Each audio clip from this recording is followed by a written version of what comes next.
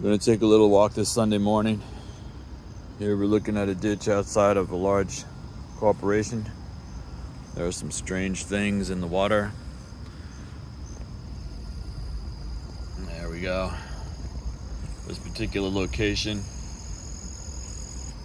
has been showing signs of this material coming out of the ground for about 2 years.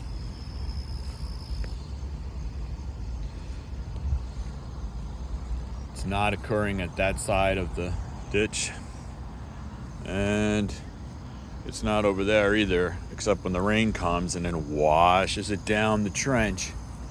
So we got a water line there, water connection, and here's the fire hydrant, and here's a large multinational corporation, publicly traded, valued in the billions of dollars. Okay, let's take a walk across the street.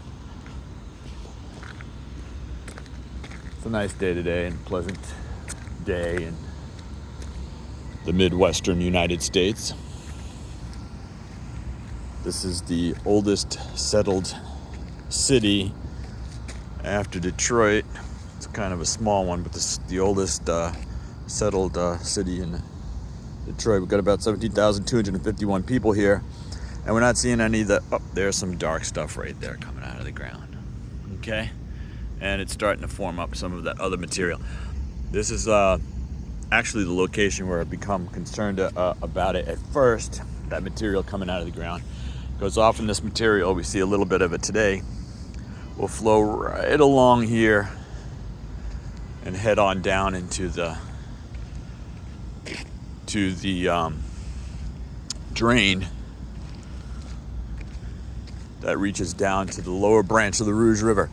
Over here we have a new location. There used to be 3 ponds over there. It's been replaced by a company that puts some sort of plastic or PVC lining inside of pickup trucks.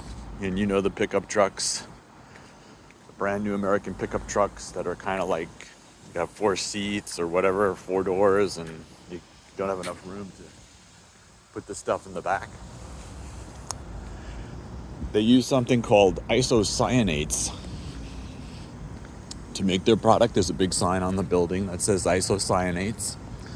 And isocyanates are particularly dangerous because if you put water on them, oh my goodness, you know what they do? They make a poisonous gas. They make a poisonous invisible gas that can cause respiratory illness or death pretty quick. Now this here is a new thing. It's brown, got a brown pipe. We'll learn about that later on. Hey, ducks. We got some ducks here. Got a long shadow going on. Woo! Hi, everybody. It's me, the shadow. Oh, there they go, flying away. Why was the one not waving at those guys? So we're heading down the block. We're keeping the speed limit, of course. I want to show you something there. I don't know if you can make it out just yet, but we'll be getting close to it. Down there, there's a flame, and beyond it, there's a hill. A gigantic hill. It's like 300 feet tall and more. And there's not really hills in this area. This is a flat area. This is a floodplain for a river. And the reason that that thing is there is because it is a pile of trash. It is a pile of garbage. And the garbage has been brought here from all over the Midwest, the Eastern Seaboard, and even all across Canada, because it's cheaper to dump trash here in the state of Michigan than it is for the people to take care of it by their own homes. Now, how much cheaper is that? Let's check it out. It's about 36 cents a ton for a company to come here, like a major trash hauler or any trash hauler, about 36 cents a ton to drop it here on the ground and get it covered up and all that stuff. Whereas if you were in one of these other states, Wisconsin, Minnesota, Indiana, Ohio, Illinois, Pennsylvania, New York, New Jersey, and Ontario, and a little bit from Quebec, it costs between $84 and $87 in those places to dispose of the same material. We'll be talking about the incredible price differentiation and the average costs in the future. But right now I just wanted to take a walk this morning and see what's going on. There's a large, I mean, these bins are all over the place here in Michigan. Waste is a big popular thing. People are, no, there you go. Now there's another one. When you look at this hill, and I say, oh, it's not nice. It's not nice. It's got grass on top. We're talking about garbage dumps measured in square miles. Measured in square miles. And that green one that we saw there currently is inactive. Beyond it, also owned by the same company, is another one. So we've got over there, we've got 3 right here, what I'm looking at. There's like 7 others in the area, in the region. So this is big business. The companies doing this are traded on the New York Stock Exchange. They do business internationally. So there we go. You can see it a little bit. About a month ago, there was a large fire over there. It took them a day and a half to put it out. And they were saying, oh, there's no fire over there. They started saying, oh, it was arson. In many of these places, if you put 2 types of materials next to one another, it's not even in any of these places. You could do it in your backyard. There's some materials you can put near one another and they will go on fire. They call it spontaneous combustion, but it's actually a chemical reaction that takes so fast that it looks like it's spontaneous. Oh, it's spontaneous. But in order to get to that state of spontaneous combustion, you gotta throw the material away, carry it somewhere else, and then put it next to the other material. About 20 years ago, there was such a horrible example of that red dust and metal were falling down all over the community. A large portion of the city of Wayne needed to be evacuated, and so did parts of Romulus. Right now, the city of Wayne, and in this entire region, leads in what are called the percentiles in many different illnesses and sicknesses in the state of Michigan, including cancer, respiratory illness, liver disease, kidney disease, and other serious human complaints. And we're in the middle of a cancer epidemic across the nation, and you may say to yourself, how did that happen? Is it spontaneous? Or has it been caused by this sort of activity? We're going to walk over near the railroad track, and we can't actually walk over there because when they build these roads, they don't put in sidewalks for us. So you got to risk your life to go from one area of this city to the other because apparently people are not a concern. So here we go. In the background there, behind the dumpsters at the dumpster place, you'll see a large hill. And that is a garbage dump. It's one of the smaller ones. And here we have this flame. This flame burns 24 hours a day, 7 days a week. And if we look over here, we'll see what was the original intent of this.